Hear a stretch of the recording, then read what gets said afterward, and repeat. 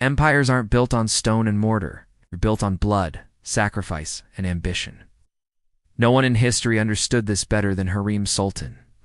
She had clawed her way up from the depths of slavery, using her charm, wit, and sheer will to capture the heart of the most powerful man in the world, Sultan Suleiman the Magnificent.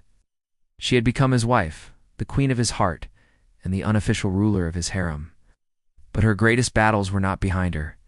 The enemies she now faced were not rival concubines or court officials. They were the faces of her own children and the ghost of a prince beloved by an empire. After the death of the powerful Valid Sultan Hafsa, Hurram's authority in the harem was absolute. Her beauty was so renowned it needed no jewels to adorn it. Her voice, once silenced by protocol, now commanded the attention of the entire palace. She had everything a woman could dream of. Yet a shadow loomed from the province of Manasa. There another woman nursed her grief and sharpened her ambition, Mahidevran Sultan, the mother of Prince Mustafa. Mustafa was the Sultan's firstborn son, the Golden Prince, the undisputed heir to the Ottoman throne. Everywhere he went, from the barracks of the Janissaries to the bustling markets of the capital, the people whispered his name with reverence. "He is the future of the empire," they would say. And every single whisper was like a dagger twisting in Hurram's heart. Her own sons were growing, but Mustafa's star was rising faster, brighter. For Hurram, this wasn't just a matter of prestige, it was a matter of survival. The Ottoman law of fratricide was a brutal reality. When a new sultan ascended the throne, he had the right, some said the duty, to eliminate his brothers to prevent civil war. If Mustafa became sultan, Hurram's sons Mehmed, Selim, Bayezid, and the frail Sihanja would be condemned to a certain death. Their lives depended on her victory. So she fought. Not with swords, but with ink and whispers. Night after night, by the flickering light of a candle, she would pen letters to Suleiman, who was often away on long military campaigns. "My heart, my soul, my sultan," she would write, her words a delicate dance of love and warning. "The people adore our son Mustafa, but some whisper his ambition soars too high, that he grows impatient for the throne you so masterfully command." Suleiman the Magnificent was a brilliant ruler, but he was also a man plagued by the burdens of absolute power. He trusted no one completely, not his closest advisors, not even his own flesh and blood. The history of his dynasty was littered with tales of sons overthrowing their fathers. Hurram's carefully chosen words were seeds of doubt planted in the fertile ground of a sultaness paranoia. Slowly, insidiously, they began to take root. While the sultan's mind was being poisoned against his firstborn, Hurram was meticulously raising her own sons. She watched over them with the ferocity of a lioness. She didn't just teach them the art of warfare and statecraft. She taught them the more subtle, more crucial arts of survival at court. She taught them how to listen to the unsaid, how to smile when they wanted to rage, and how to bide their time. "A prince," she would tell them, her voice low and firm, "must learn the power of silence long before he learns the power of speech." Meanwhile, Mustafa's popularity became a phenomenon. The elite Janissary Corps, the backbone of the Ottoman military, openly declared their loyalty to him. They saw in him a reflection of a young, vigorous Suleiman, a warrior prince destined for greatness. This adoration, which should have been a source of pride for the empire, became Hurram's greatest fear. Her fear slowly hardened into a cold, terrifying resolve. "If they love him so much," she whispered to herself in the lonely corridors of the palace, "let them see what that love costs." She began her campaign in earnest. She used her immense wealth and influence to weave a web of intrigue, a gift here, a whispered rumor there. Each one was a delicate thread, but together they formed a net that began to tighten around Mustafa. Rumors spread that he was conspiring with foreign powers, that the Janissaries were planning to depose Suleiman and place him on the throne.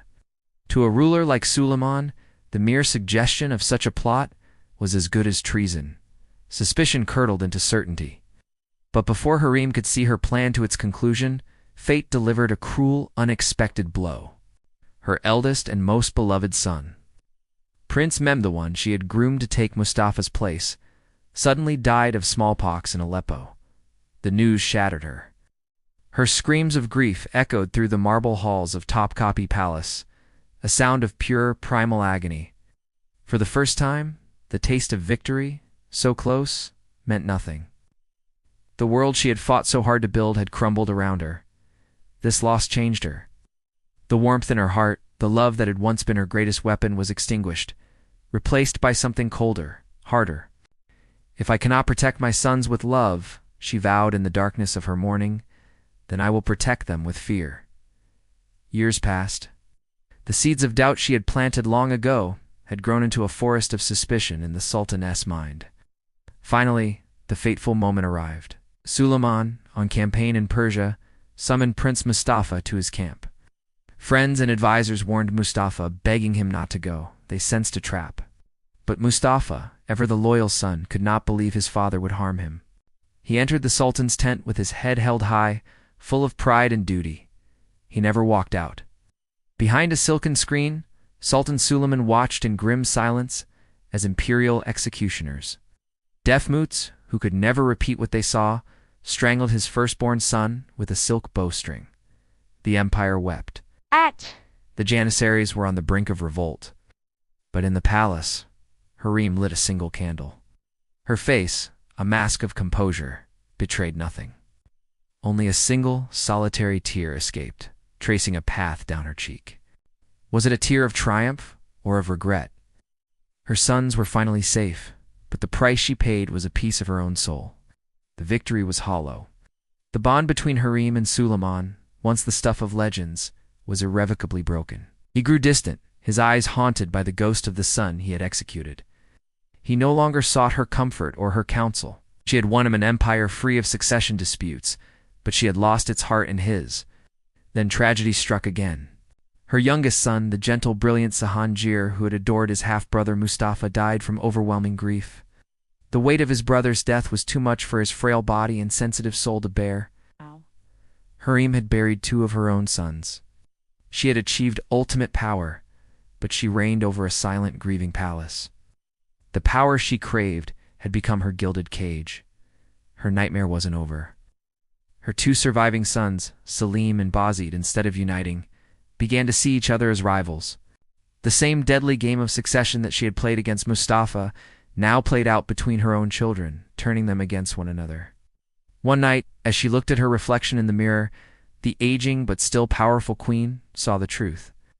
"They will call me a witch, a monster, a curse upon this dynasty," she whispered to her own reflection, and perhaps they are right. As she lay on her deathbed, she summoned her son Selim, the one she knew would likely win the coming struggle. Her final words were not of love or comfort. "Promise me," she said, her voice a faint whisper. "Rule not with love. Love is fragile. It breaks. Rule with fear. Fear never breaks." When Harem Sultan finally closed her eyes for the last time, the empire fell into official mourning. They were mourning a mother who had fought the entire world for her children, only to lose herself and so much more in the process. History would remember her as the slave who became a queen, the lover who became a legend, and the mother whose tragic victory became a curse upon the house she had fought so desperately to build. Thank you so much for joining us on this journey into the dramatic life of Harem Sultan. If you were captivated by her story, please hit that like button, and don't forget to subscribe to our channel for more tales from the pages of history. We'll see you next time.